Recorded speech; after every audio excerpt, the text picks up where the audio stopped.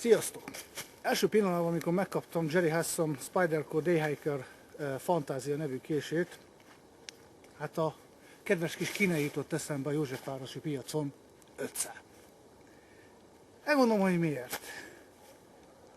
Az az igazság, én úgy gondolom, hogy kevesebb lényegesen több lett volna ennek a késnek a tervezésekor és elkészítésekor, ugyanis olyan praktikumbeli hiányosságokat tartalmaz, véleményem szerint, hangsúlyozom a véleményem szerint, ami egy erdőben járó késnek rendkívül fontos lenne. Kezdjük legelőször is a tokkal. Ez a nagyon finom kis Kydex tok, teklok rögzítéssel. Most láttam a bemutató oldalán, hogy ez a teklok, ez állítható ugye a magassága. Jaj, de jó! Ez nem. Sőt, amit magyar oldalon láttam, annak sem. Így gyakorlatilag két torx csavar rögzíti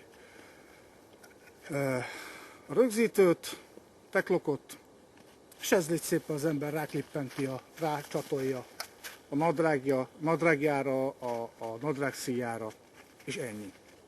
Oké. Egy a baromi nagy probléma vele, és erre abszolút nem gondolt drága jó Hosszon bácsi. Ugyanis ez a magasság, ugye itt van a nadrágszíj. Majd megmutatom ugye magamon, hogy ez valójában hogy néz ki. Itt a nadrágszíj. Itt a késnek ugye belekerül a kés. Most ez a borda fölött van, hónaj alatt. Úgy néz ki az emberrel, és olyan is az érzése, mint a szép nagy kövér texasi sheriffnek, akinek a hóna alatt van a 357-es Magnum, és nem tudja elővenni szerencsétlen egy normális gúnyába, ráadásul szép kövér, ugye rálóg neki minden, ugye ahogy nekem. Na most, úgy gondolom, hogy ez a tok nem való ilyen közegbe, már így nem való, nem ezzel a felfüggesztéssel. Amennyiben ilyen magasan lenne, akkor lelógna annyira, hogy normálisan tudná az ember kezelni. Így nagyon nehéz kivenni. Higgyétek el, baromi olyan nehéz, és akkor megtudtam, hogy mennyibe kerül ez a kés, 55 000 forintért, hát gyerekek, azért, na, egy kicsit átgondoltabb koncepciót képzelne el az ember ennyi pénzért, egy Spydercoért. Most ennek a nagyobb változata Forester, hát handzsár, állítólag még tetőszerkezetet bontottak vele, na arra valószínű, hogy jó, de az, hogy így elővenni hóna alatt, hát el nem tudom képzelni, hogy a pusztulatba képzelte el Jerry Hassan ezeknek a késeknek a hordását, mert kabátba, hát gyakorlatilag lehetetlen, agyrém. Na most, ami a másik igen komoly minőségbeli kifogás, az a rögzülése a késnek. Láthatjátok ti is, hogy nem ül bele. Nem ül bele rendesen a Kydex tokba. Ebből adódik, hogy valamikor tart, valamikor nem tart. Ennek bele kéne pattannia, mint az ágynél, bele kellene pattannia. Például, most nem kritikaképpen vagy összehasonlításképpen mondom, de majd a filmnek a végén majd láthatjátok ezt. Vacak. Nézzétek meg, nem ül bele rendesen, nem csatlakozik rendesen. Na most, ami még katasztrófa számomra, és agyhúgykövet tudok kapni, amikor ilyennel találkozok, az, hogy a kés markolatpanelja ezekkel a torz csavarokkal van rögzítve. Emberek, kín vagyunk a Dudvában. Nem tudjuk megmosni úgy a késünket, hogy rendesen fertőzésmentessé tegyük, normálisan kipucoljuk, ha óhatatlanul, mikor egy állatot dolgozunk fel, vagy akármit csinálunk, belemegy a gané. Ebben a kis résecskékben gyönyörűen megül, aztán az ember nem tudja, hogy mitől fossa össze magát. Hát komolyan mondom, ilyet szerintem egy túlélőkésnél nem lehetne, nem szabadna alkalmazni. Hát erről a felporírozott mikarta markolatról csúszik maga a markolat.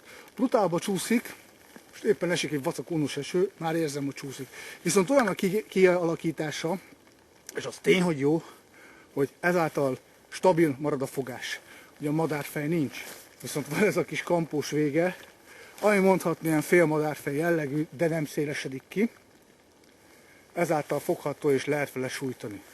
Na hát a másik katasztrófa. Mr. Hassan. Nem tudom, mit érzett abban a pillanatban, amikor ezeket az istentelenen erős recéket felrakta a pengére, vagy felrakatta. Emberek, Így oké. Mert bent a gép előtt, mikor az ember webkamerával csinál egy tesztet, és elmondja, kibontva frissen a dobozkából, hogy most jaj, de franka, és így meg lehet fogni a kést. Jó. Hoppá. Itt például mellettem egy szarvas. Bocsánat. Igen ám. De mikor az ember használja, és majd látjátok, itt fogok majd morgolódni, használja, ez annyira éles, annyira hegyes, olyannyira zavaró, hogy felázott kezed pillanatokon belül szétgyalul. Hát érzem, hogy fáj, hogy belenyomódik a hüvelykujjamba. Ez a nagyon erős rece. Fájdalmas, komolyan mondom fájdalmas. Gyakorlati jelentőségét ennek így talán nyúzásnál tudom elképzelni, hogy itt szépen megfogható ez a kés, és akkor finoman lehet vele dolgozni. Tény. Arra nagy valószínűséggel, mivel nem kell erősen feszíteni, meg vágni, meg faragni, arra nagy valószínűséggel jó ez az ötlet. Amúgy a pengének a kiképzése, kialakítása nagyon frankó. Nekem nagyon tetszik, de még egyszer mondom, kevesebb több lenne. Hát a fészkes fenéket kell feldíszíteni ennyire egy karácsonyfát, lényegesen egyszerűbben is megoldható lett volna, és nem lenne ez a 500 forintos kínai gagyi piacos feelingje.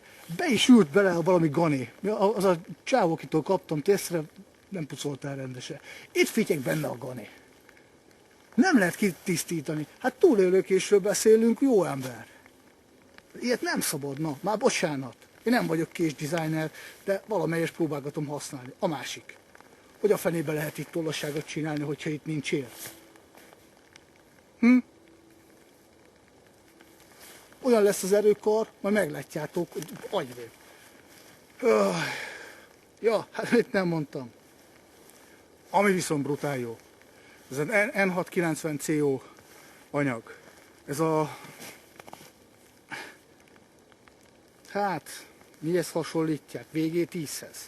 Irgalmatlan jó acél. Olaszországban gyártják, brutálisan jó anyag. Nem tudom, hogy mennyire lesz éltartó.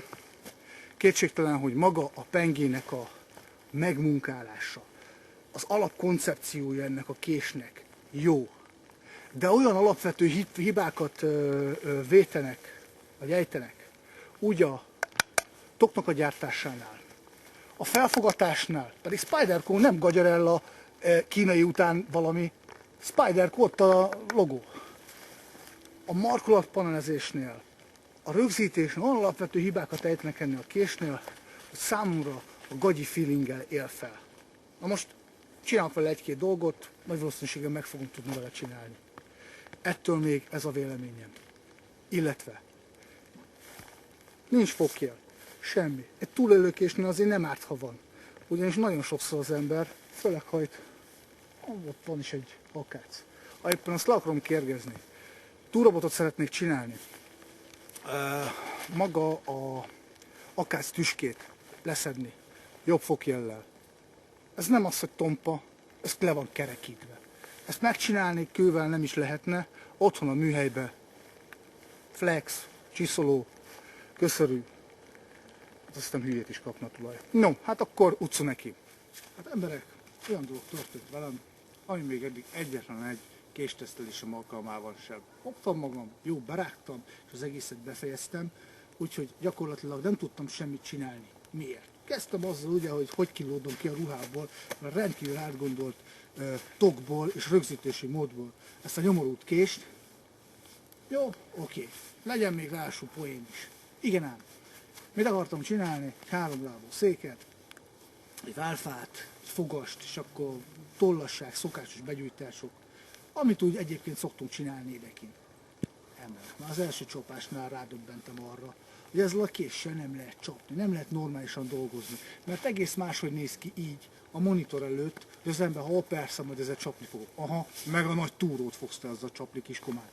Olyat odavág az ujjadnak, meg a tenyerednek, de olyat odavág, hogy ez valami elképesztő. Munkára tökéletesen alkalmatlan, olyan fájdalommal jár csapni vele, dolgozni vele, megcsinálni a dolgokat. Hát ez az alapja. Hát valahogy elindul a dolog.